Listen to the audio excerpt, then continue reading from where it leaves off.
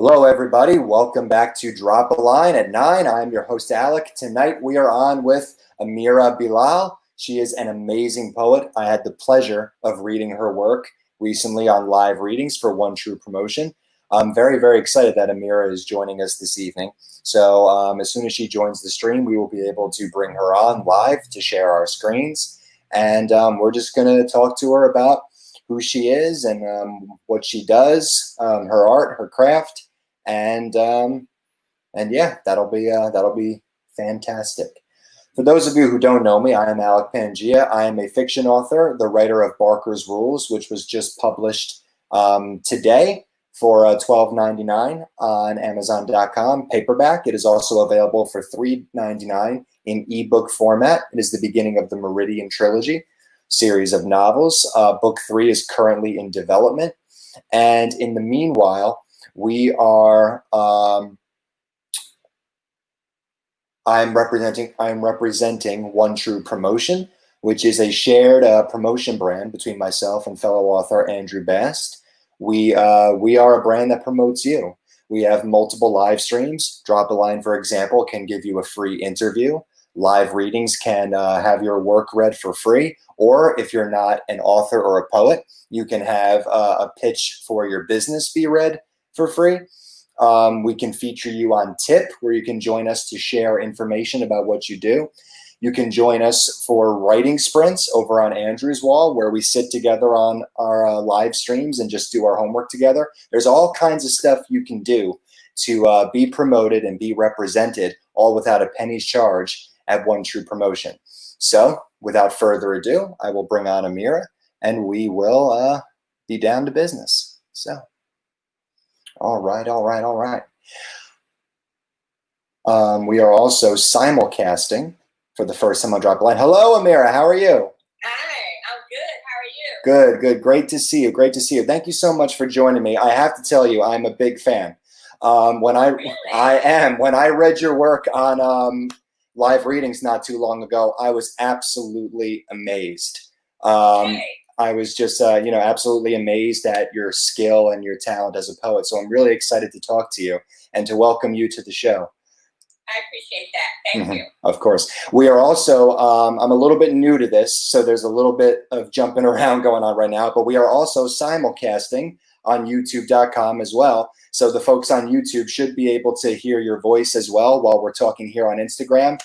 This is a great time. We're just, working out some kinks. It's amazing. I'm new to this as well, so don't feel shy. I don't know anything about IG.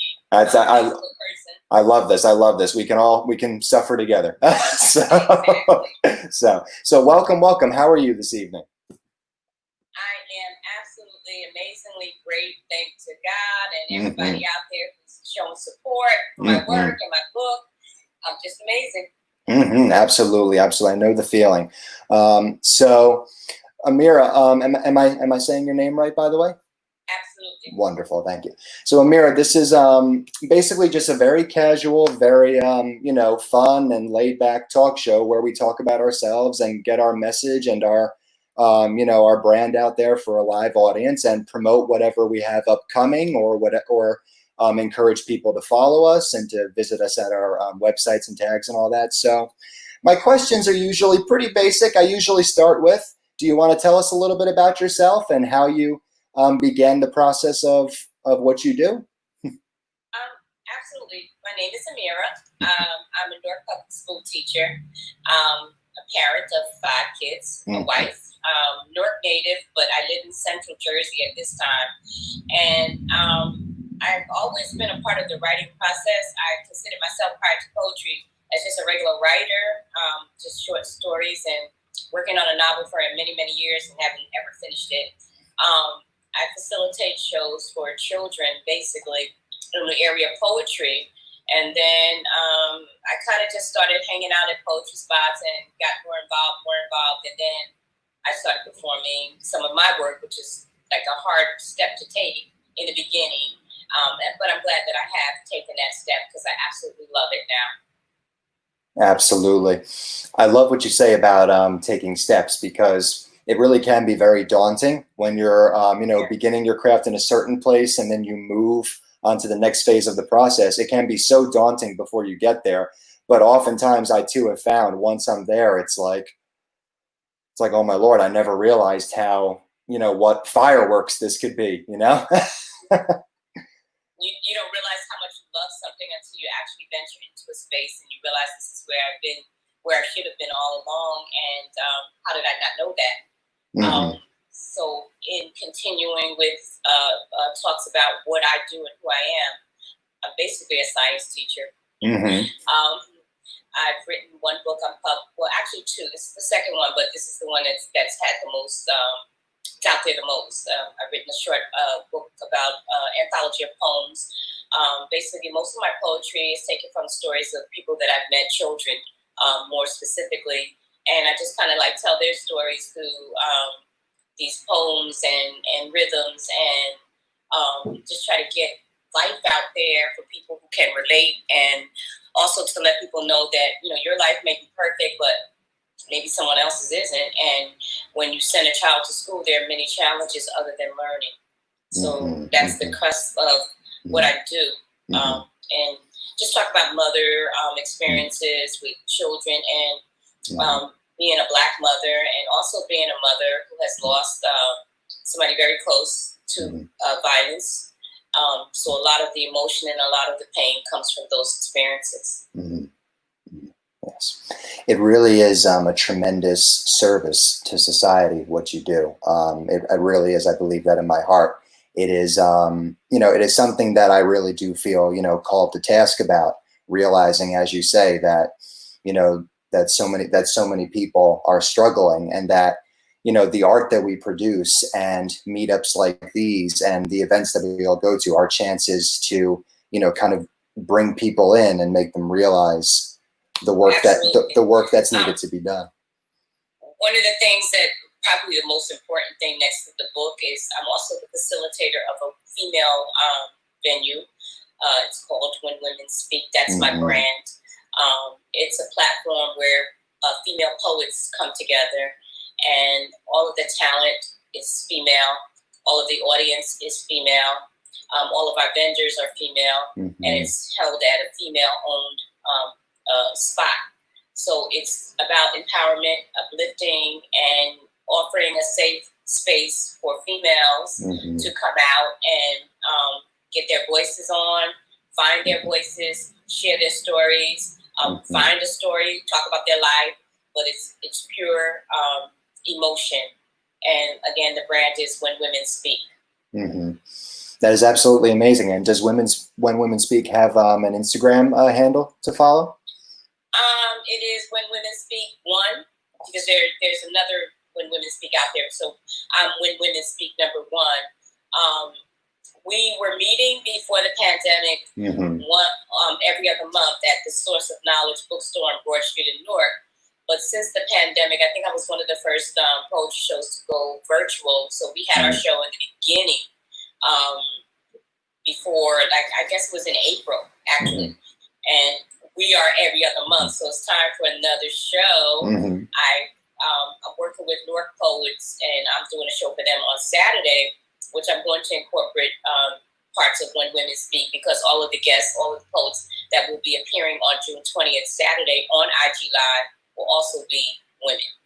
So this is a serious place to be, a serious platform. If you're an experienced poet, up-and-coming poet, brand new poet, it's just a safe space to actually, just try it. Like I said before, taking that step was the hardest thing. Yes.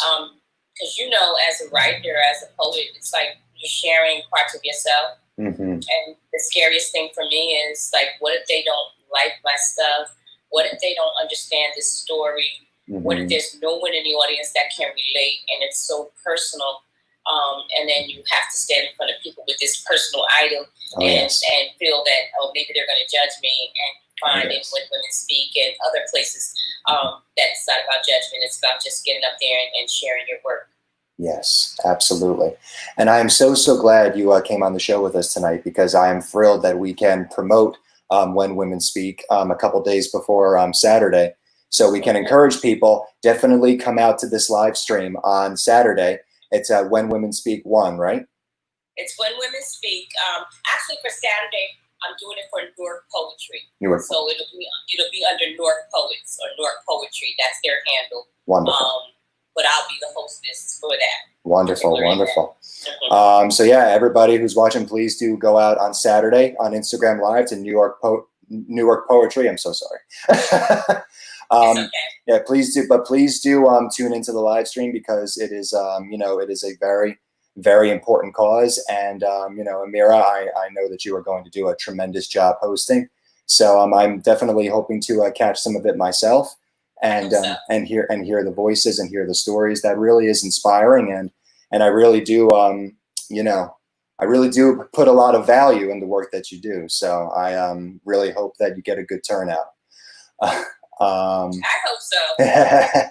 So, it's funny what you said about getting on stage and showing your, and presenting your work to a live audience. I was at an event last summer. It was the Arts and Authors Extravaganza. That's where I met James. And so he was in the audience for this. Maybe from his angle, it wasn't as bad as it was for me.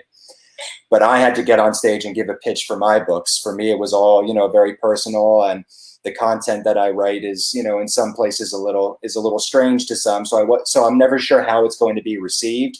I struggled with a lot of that in the first few years. So I got up there. I'm trying to pitch my book. I have nothing written down. And she handed me the microphone, but she didn't hand me the microphone. She extended the microphone to me, and I grabbed it. And then I wasn't sure whether or not to let go of it. So there was this horrible moment where I was just kind of interlocked with her with the microphone.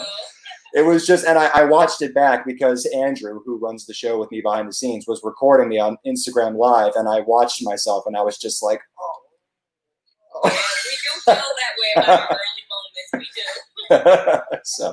So yes, but you're so right that when you're operating within that safe space, and when you're with a community that wants to hear your words and is united with you in this way, it really does become about that. I can totally understand that. So that's a wonderful thing.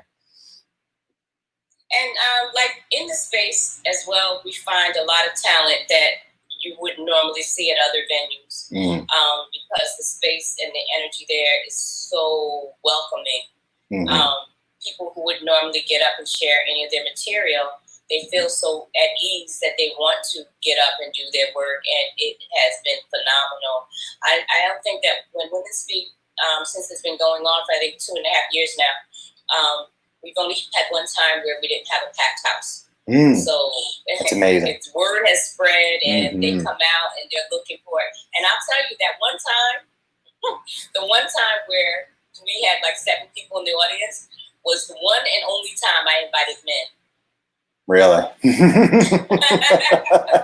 Yeah, sometimes you gotta do what you gotta do, right? I learned not to do that again. I learned to just keep to the base that I'm focused on and not try to deviate because it was working. Absolutely. I can definitely see that.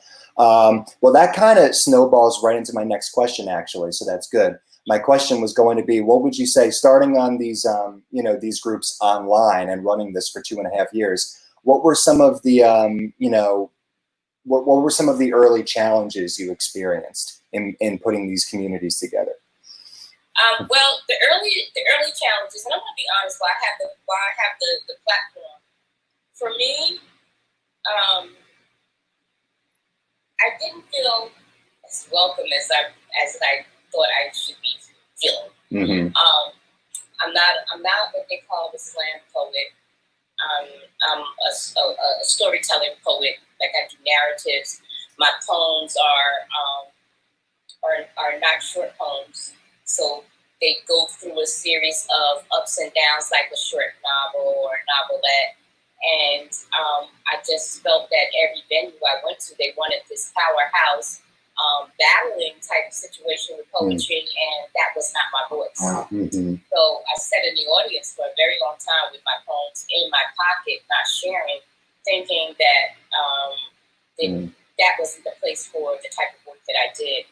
So that was a challenge for me, just owning it, taking the title as of writer and poet, and accepting that was my journey, and that every poet, no matter what you do, no matter what your style is, your creativity has a place in this environment. And once I was able to accept that, then I just kept going.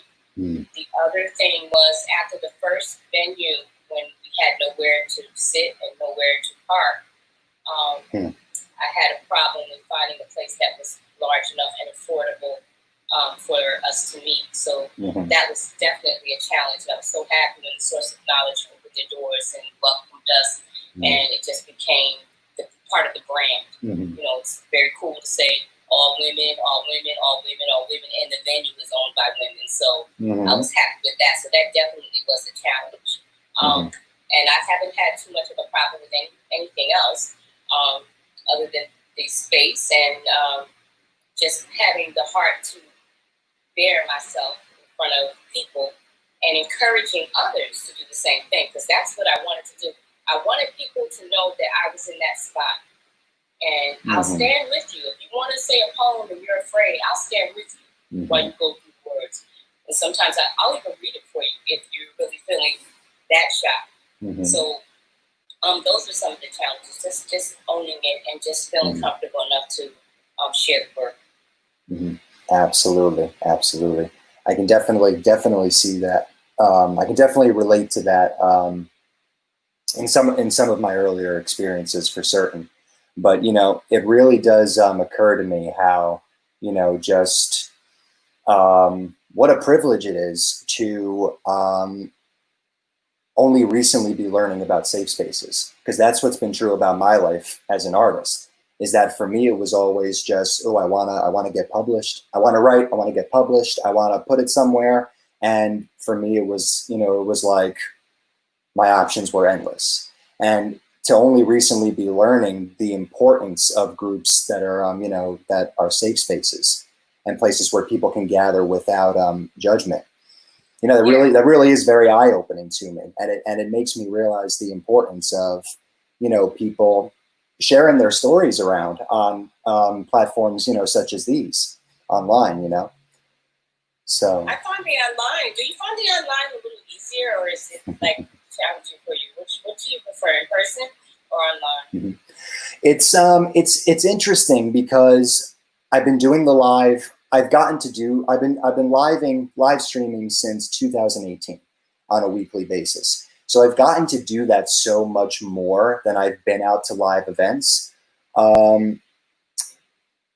It's funny because live events are so much more dependent, I think, on the venue. You know what I mean? On, you know, just like, what is the atmosphere? What is the culture? When I say culture, I'll give you an example. Like, I've been to county fairs and the Arts and Authors Extravaganza, where people were, you know, just, you know, kind of coming up to the table and, you know, asking you about yourself and your card and your business and what you do. But then I went to New Jersey Horror Con a couple of times, where everybody's in costume and half of the people that come to you are caricatures or something. And I'm just like, you know, they'll act like really cool and enthused and want to be at your table, but then they won't buy your book because being enthusiastic was like their caricature. So it's just like, there are certain events where it's just like, I got to do a lot of adapting here to figure out how to get my pitch right, you know? But it definitely, I think, is both. I think it's very much a blessing to be able to meet up here online, especially at a time like what we've all been experiencing this past year, because I think that it's such a quick and easy way for all of us to hook up and share stories and just become aware of, you know, kind of the story that we're all sharing in a way that pretty much nobody has a, you know, good excuse to get away from, you know? I agree. So. And no one has to leave home to see the performances. So that's another thing that I like about it. It just has an element of security. Like, it doesn't feel the same as when you're staring at 50 or 60 faces, even though the audience may be larger, you just don't have that fear. Absolutely. Absolutely. I fully agree with that. And, you know, and it's also very encouraging with, you know, how everybody can still interact with us in the comment section. Speaking of which, those of you who are logging on to Drop a Line for the first time, thank you so much for joining us on the show. If you have a question for Ameerah or for myself, please do leave them in the comment section. We will answer all of your questions. Thank you so much for your participation. You make the show, you guys make the show awesome. So I had a question. I lost my train of thought. And whenever that happens, whenever I lose my train of thought, I always ask Ameerah, do you have any questions or comments for myself or for the audience? We can talk about recent events. We can talk about the book. We Sure. can talk about what do I want to do in the future, what's in the immediate future coming up. What would you like for me to talk about? I would very much. Andrew, thank you for joining us. Andrew is the behind-the-scenes guy here at Once Your Promotion and Drop a Line. He does a tremendous job. I would very much love to hear about your thoughts on recent events, and I would love to hear about your book. Those sound like great discussion topics. Thank you. Okay. All right. So, the recent events, however difficult they may be for some people, including COVID and all of the events that are coming around Black Lives Matter, have opened up an avenue of creativity that I have never, ever felt before. So in any experience, negative or positive, we have this much floating around in the air. If you're not making use of it, then there's an issue. For instance, throughout our lives, we always talk about, if I had time, I'd do this. If I had time, I'd do that. If I had time, I'd do this. We had time. Everything was closed down. Schools, jobs. You couldn't leave your home. And if us as creative people or artists, if we didn't use that time to fulfill some of those inner callings, then you missed out. Because we're probably never going to have 3 months where we could just sit around and just be creative, unless you're rich. Yeah, right. So I found that to be very, very beautiful.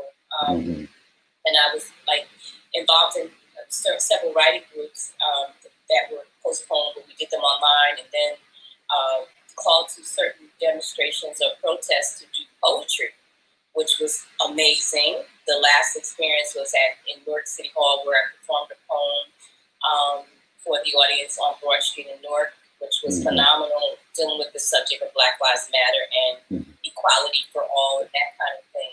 So just summarizing, I'm just thinking that we were very, very fortunate to have that kind of time to pull ourselves together and really hone in on what our real goal is within the creative community. So, yeah, with that. I didn't talk about the book yet, so I'm going to wait for you to tell me when to. No, I'm very glad that you were able to get out there and perform at rallies. How was your reception while you were out there? I think that it's been shared hundreds of times at this point.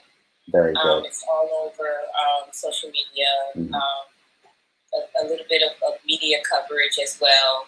The poem that I did was part of a challenge, and I wrote it the night before, which is something I've never done. I'm an overthinker, so if I'm writing anything, I've written it and looked at it. But with that particular poem, it was written the night before and performed that next afternoon, and I kind of like it. It was well received by everyone. It's very emotional. As with most of the pieces that I do, they're very emotional because they're tied to real experiences of pain and love and hurt. So people tend to say at the end, I can really relate to that with tears in their eyes, because that's the kind of experiences that I like to talk about. That's the moment that I'm in right now. These types of experiences until the world changes. I think that I have a lot of material. Absolutely. Yeah. Unfortunately, we always end up with material when it comes to these things. It's. Would you like to share any of the thoughts or words that were in that poem, or were with other poems that are relating to your story and the current stories? Okay, so Do you want me to do the poem? I don't know. It's certainly, I would love it. If you're interested, I would love to hear it. Okay, so the background of the poem, like I said, is a part of a challenge. And when the challenge began, that was Thursday night. I think it was Thursday night. It was me and another person, the only two that had put our pieces in. Mm-hmm. But now, since then, it has grown. I've checked their handle, and there are like 9 poets up there now. Mm-hmm. So they presented a set of terms that we had to work in, dealing with Black Lives Matter and the incidents that are happening in the forefront with Floyd dying and that kind of thing.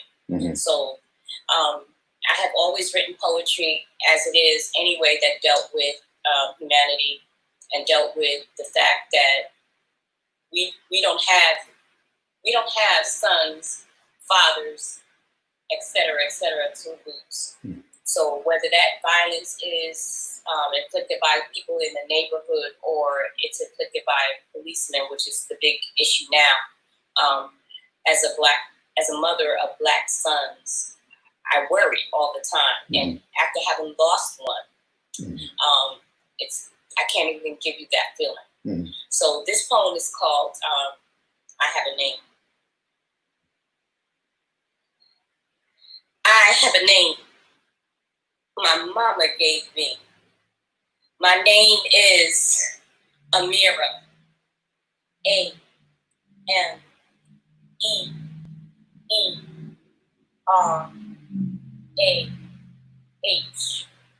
Princess by definition. My name is Mama. Mama, I be scared. Mama, I need you. Mama, I want. Mama, I love you. Mama, thank you. Mama, help me. Mama, I want to live. Mama,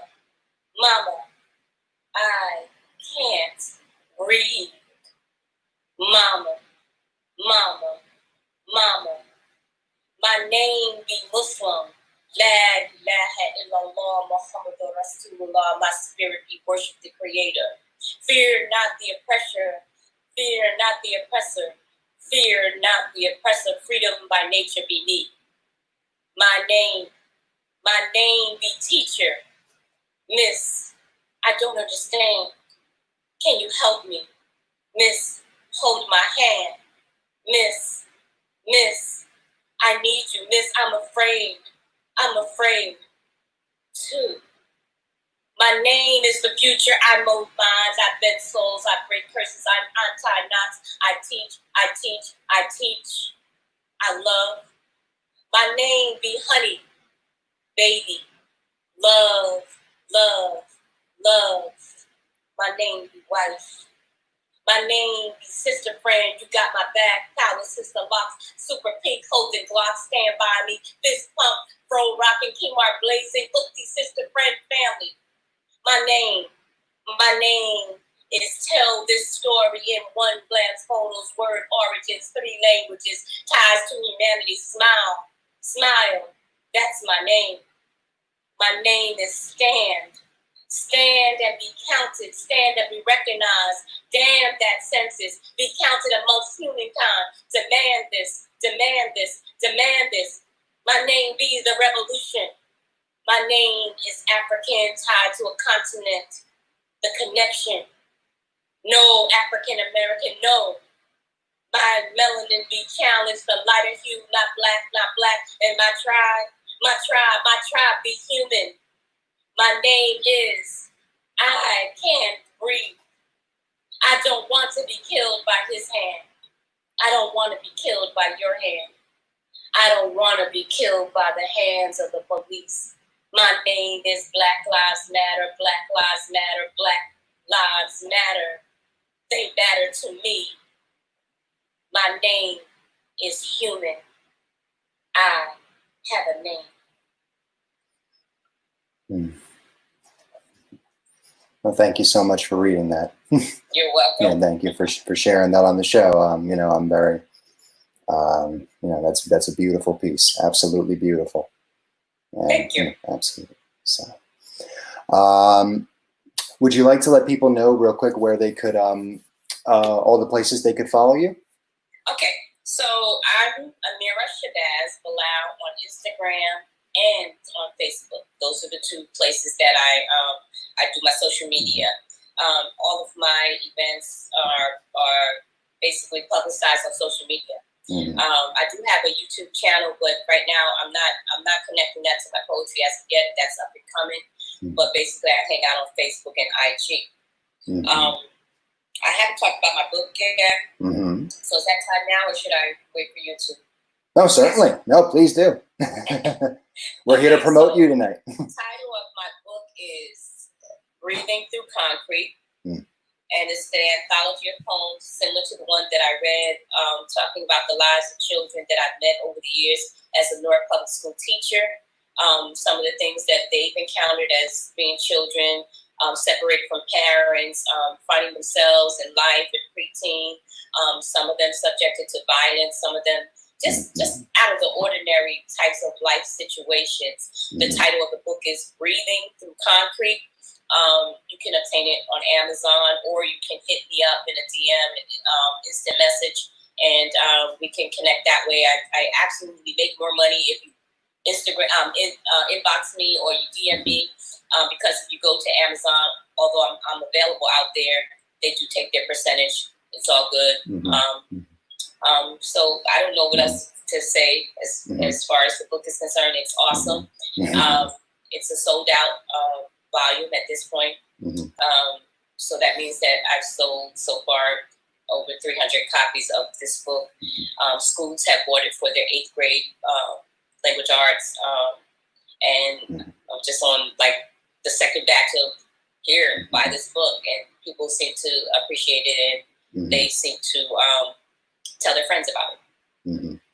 Very good, very good. So please do buy Maria's book, everybody. Please do inbox her, DM her directly, so that we can ensure that her profits go up.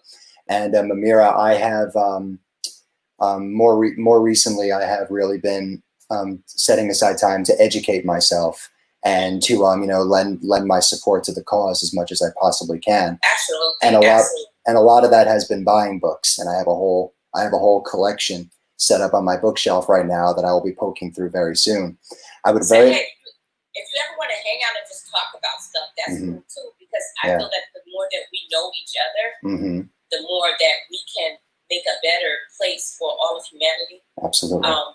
And we can break down barriers as well. And like I've been having conversations at not just the rallies, but on social media, just explaining how we've been so inundated with things in our lives that we don't even understand how broken this is, and how broken we are because we've gotten so used to it.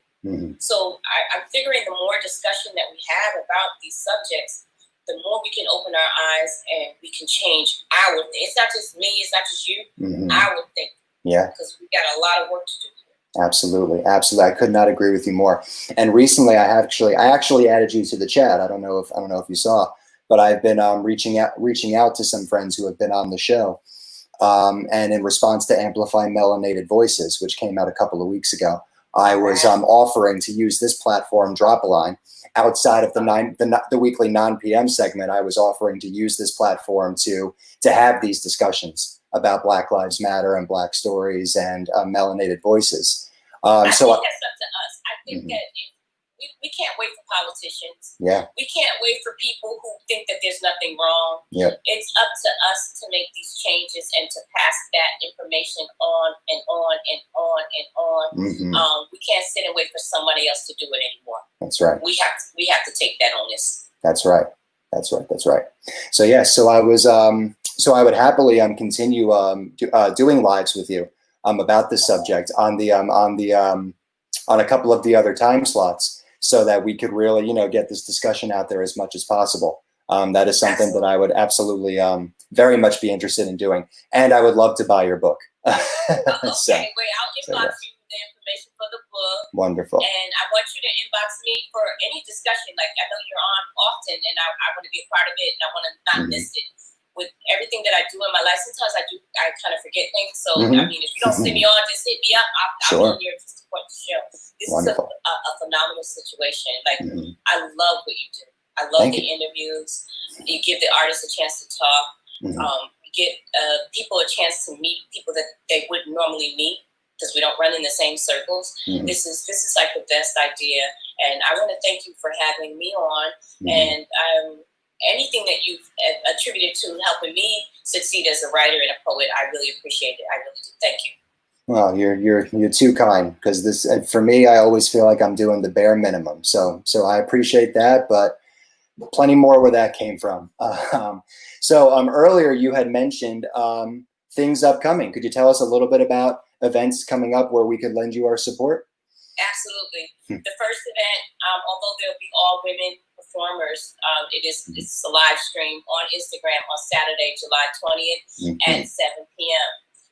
The next event after that, I don't have a date yet locked in, but I'm going to be doing a virtual book signing.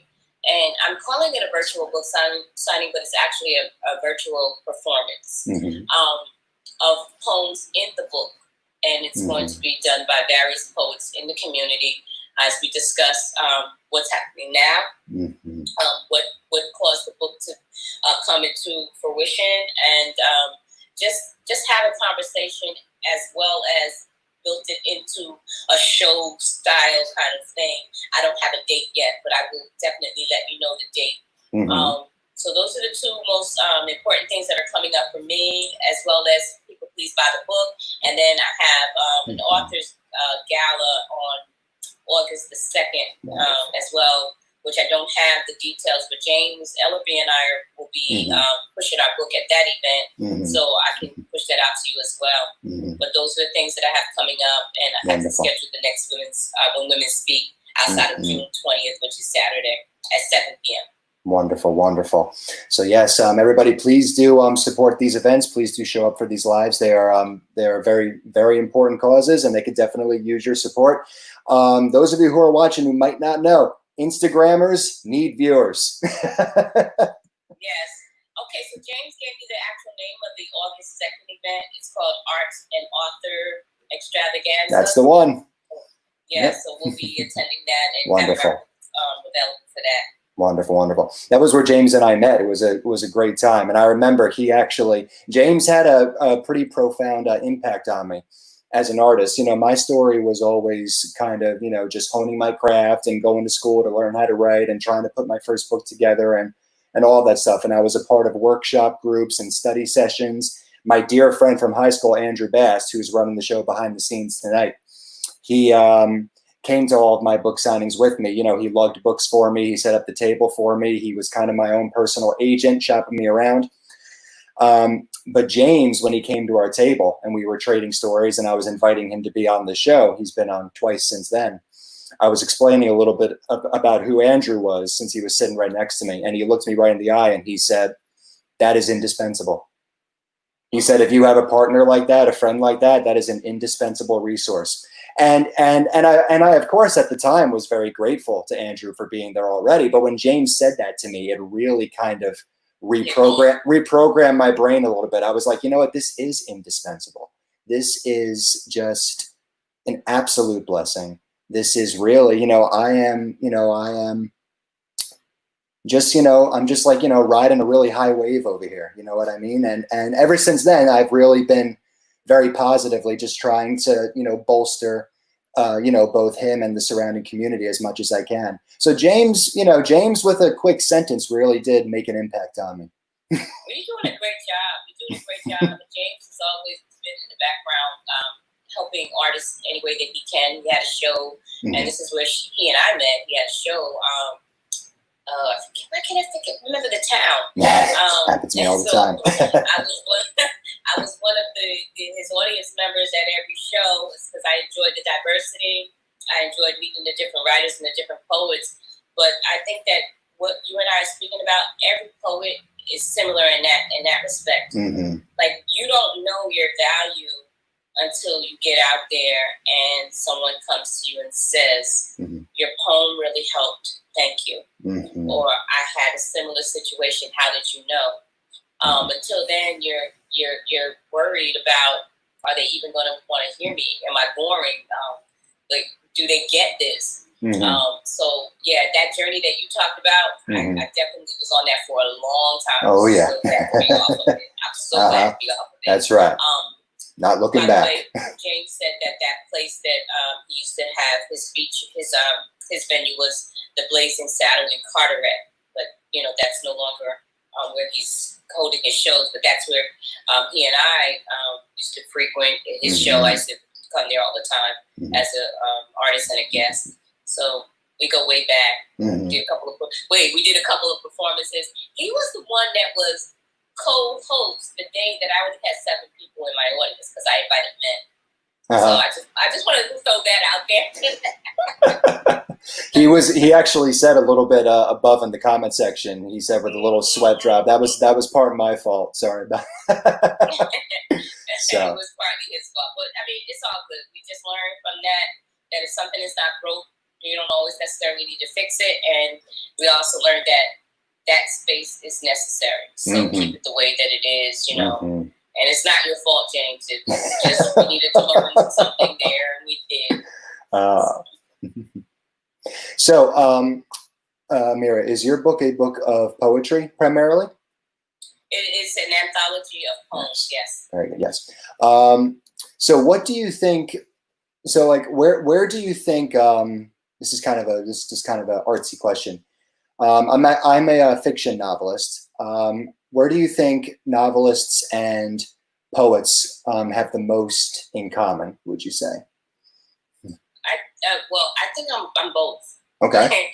Wonderful. So prior to my anthology of poems, I was working on that novel. The problem for me, and maybe you can help me with this, the problem for me with that novel was like it was never ending.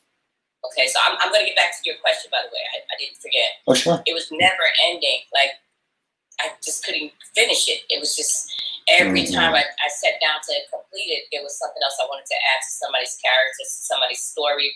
And it just felt like the anthology of poems, because they were short versions of stories, was much easier to finish. So what do they have in common? The narrative. Yes. The figurative language, the pulling in of, you're telling a story in both cases. I know I am anyway. You're telling a story in both cases where you want the person to visualize themselves being there. If they can't visualize themselves being there, you want to pull the emotion from their heart that they can connect to whomever your character is or whatever journey your character is on. And those, for me, are the connecting pieces. Sometimes I even, like with the performance-based poetry, sometimes I even look at the audience, and I've said many times, this audience will never get this poem. So like most of the time, I'm not afraid to say it, I'm usually the oldest person there. And so like some of the stories are from places that these kids, they won't get. Right. So you have to make sure of that in your storytelling, that your audience is what they need to be, or your story needs to be something that they can relate to. So those the connecting pieces are telling stories that people can relate to. Absolutely. Whether it be science fiction or whatever the case may be, there's a story in there, and somebody wants to leave this mundane life situation and travel, whether it be a good situation or a bad. Bad is, I'm glad my life isn't like that. Good is, yeah, I really want that. Absolutely. Absolutely. I could not agree with you more. And that's a goal that I always have. I tend to write fantasies. I tend to really try to place my characters in fantastical, surreal situations that can just, let my imagination take off. But I always want those characters to be real. I always want their stories to come back home. And for... So where do you get, okay, so I've always wondered, is it sci-fi? Is that what you write? I would say that lately I've been writing more kind of paranormal, theological. My first 2 were psychological thrillers. So how do you that's so not, I'm not being insulted, but that's so not a real everyday experience for you. How do you get that? How do you get to that space where you can pull that story out of paranormal or Well, there's always inspirations. I'm inspired by a lot of movies, books, and shows that I've seen or read. You know, I've grown up obsessed with fiction. You know, it was all cartoons when I was little. It was all, you know, I went for the fantasies and the science fictions throughout my life. And there's a lot of innovators in this world who have, you know, done something interesting with a character or costumed a character a certain way, or, you know, revealed this magical concept. There's all these little things that really stuck with me over time, that, you know, kind of designing supernatural creatures and stuff like that just kind of came naturally to me past a certain point. The challenge. You could just make it up, like it, because it's in your imagination. You could just make it up, and because you made it up, it is. Yes, absolutely, absolutely. I didn't mean to cut you off. No, it's fine. Please do. Yeah, and then, you know, so yeah, you know, basically just making it up and just, like, you know, having fun, jotting down things, drawing pictures of characters, making notes about characters. Andrew is very similar. But I've always found that the challenge there then lied in, you know, making it relatable from that point. And that's sort of what has defined the last 10 years or so of my life. So it's been a process. Well, I mean, it's one that at least you enjoy. Oh, yes. It's one that you're creating spaces from things that don't exist or haven't existed in a way that people can actually go down the street and see it. Mm-hmm. So they have to really use their imagination with you. Mm-hmm. So that's exciting. Mm-hmm. Whereas my stories are really, you go down the street and see a boy with no clothes, or parent on drugs, or these things you've probably seen in your life, or you know about them. Mm-hmm. So it's kind of different, but at the same time, you want to make sure that the audience can connect, and it's not something that's too depressing that they don't want to hear the story, but at the same time, they want to be a part of it and maybe even reach out with their heart. So. It's kind of connected. Absolutely. Absolutely. Yeah. And I find that the key is always just, you know, understanding the characters and just thinking to yourself, if you were confronted with this, what would you do? Or what do you think people you know would do? You know, sometimes what I write is just, sometimes the characters that I create are just love letters, really, to people that I know. While we're on the subject, another thing you and I have in common is public education. I'm currently pursuing becoming a school psychologist as a life career, and I've done some work. And I've done some work already. You'll definitely dig this book. There's some school psychologists that are needed in this book. All right, absolutely. I cannot wait. How far away are you from securing that? I have to begin a master's program, and I need to. You know, get certified. So I'm in the early stages of that, but I've done some work for the past 2 years at a special services facility that really cemented my interest in doing so. And some of the characters I create are just love letters to the kids sometimes, you know.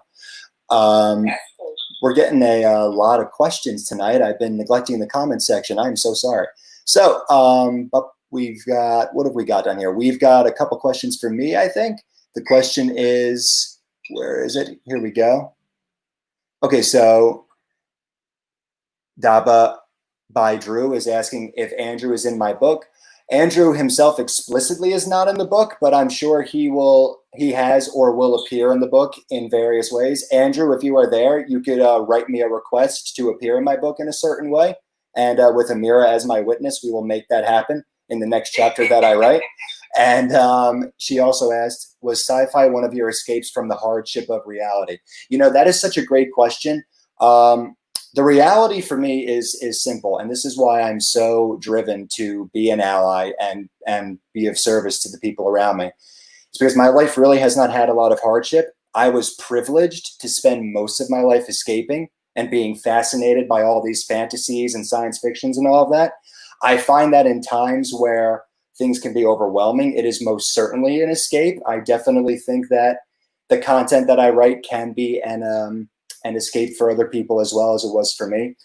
But I think part of what drew me to learning how to, you know, use these stories to relate a little bit more was the fact that I have spent so much of my life in a perpetual escape. So really am just trying to come to understand the world around me and use the stories that I write for a good purpose. And James also asked, who is Ameerah's inspiration in poetry? Do you mean a famous person or another poet, or where do I get the feeling to write a piece? Which of the three directions do you want to come from? I would love to hear about all of them personally. Okay, so I definitely, I don't know if I love a person, but I love pieces. So I'm definitely into Sonia Sanchez. I'm a big fan of Langston Hughes. And why am I having a brain freeze right now? Because there's another gentleman that I just love his work. But I think that I really do connect with Sonia Sanchez more than anyone else. That I kind of feel a voice from her. So in terms of famous people, she would be it. In terms of where do I get the inspiration, most poets, most writers, I believe, in those early hours before sunrise, when everybody else is asleep and it's quiet and calm. A lot of the writing comes at that time of the day.